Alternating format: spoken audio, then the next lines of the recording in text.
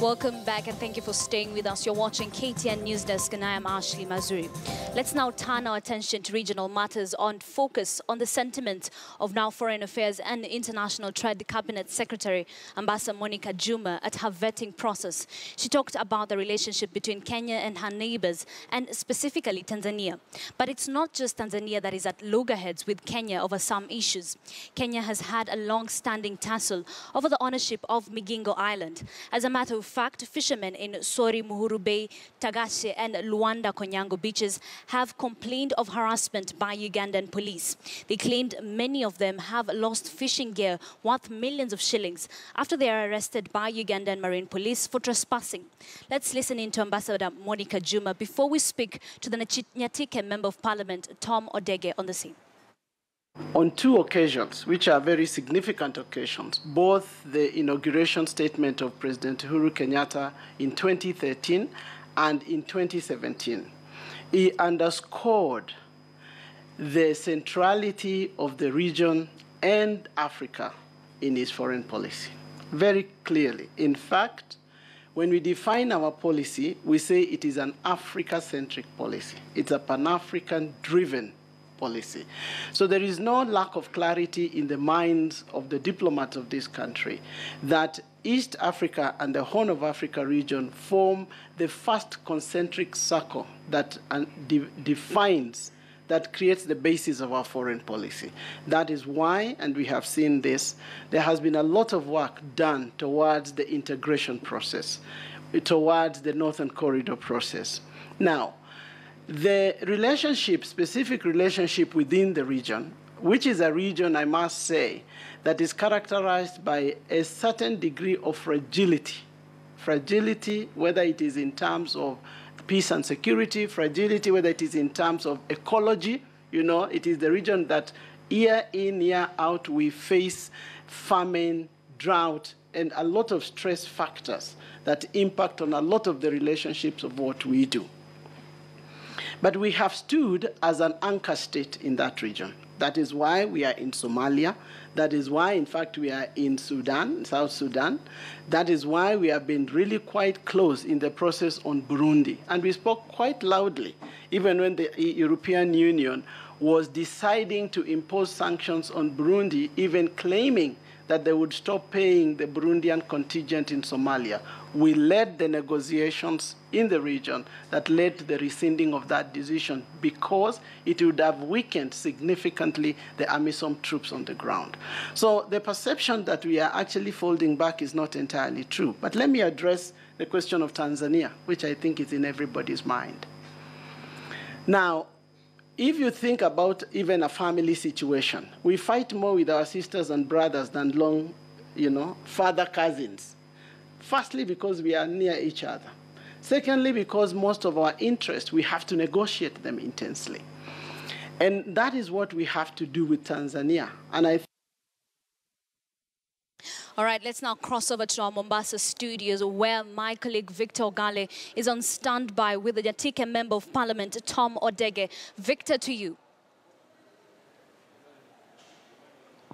Well, actually, the issue of Migingo has been an impediment for quite a while now, even when former President Mwai Kibaki was in power and now President Uhuru Kenyatta. But according to the locals, according to the leaders who come from that particular part of the country, that is the larger Luo Nyanza, they feel that perhaps more needs to be done because they feel their people are suffering. And to delve deep into this issue, I'm joined by Nyatike Member of Parliament, that is Tom Odege. Mheshimiwa, the issue of Migingo, you found it and it's there. What do you have to say about it? When you talk about Migingo, we, the people of Nyatike, it's like you're touching on our hearts. When you look at our people, especially the fishermen in my constituency, this is the most lucrative business and feeding a number of people. Some of us, our fee was paid using the fish industry, which I would say the government of Uganda has totally killed by the moment when they came and occupied Migingo. So as we are talking now, our people cannot put food on the table because they no longer go into the lake and come back with fish. So when the cabinet secretary talked about trying to reclaim Migingo back to Kenya. It was a positive remark, but what we are saying, we need to see more than just mere talks, because we feel neglected. And as an MP representing those who are affected in this area, we want the minister to come and see for herself how people are suffering because of that small island. Mheshimiwa, in terms of enforcement, our neighbors Uganda, they have their own beach patrol, which is entirely a military squad or a paramilitary squad. Unlike we in Kenya, whom we don't have a specific unit on that part of the country that is manning our water bodies. And when there is a crisis, or when there is a criminal activity, we are forced to rely on the administration police, who, if you look at it in a long-term view, they might not have the expertise of working on water bodies. What do you say about that? Leave alone expertise to handle the water bodies in Kenya. What I can tell you is purely neglect on the side of the government and a total surrender of Lake Victoria to Ugandan forces. We are doing nothing. Like there is a speedboat in Muhuru Bay, which is currently being manned by police officers, and it is permanently with no fuel. If you make a call and when you are under attack in the lake, you are in the lake and they're telling you to send them fuel. To me, I don't think the government has taken the issue of our borders seriously, and especially the border between us and the Uganda. Currently, there is a boundary review between Kenya and Tanzania, which is being done very peacefully. I don't know why it's very difficult for Kenya to stamp the authority and ensure that they protect our waters in Lake Victoria. Let me tell you, as we are talking today, we still have Ugandan flag in our country, which I think, if it is true to the Cabinet Secretary's word, I don't think by today we were going to see Ugandan flag in our country. Even if you are negotiating, I don't think it's right for Uganda to raise their flag in our soil, if at all we are serious and we mean business with this. I don't see the reason why the government should not move with the speed and even deploy the Navy in our waters.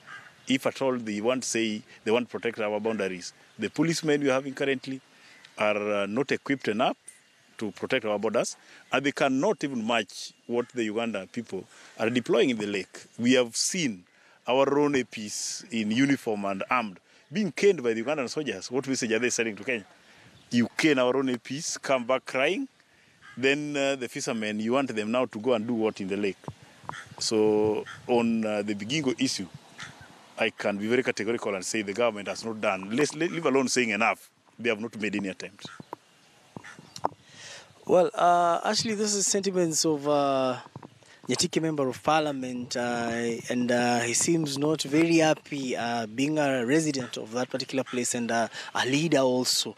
And his cry, rather their cry from Nyatike, is that the government acts with speed to address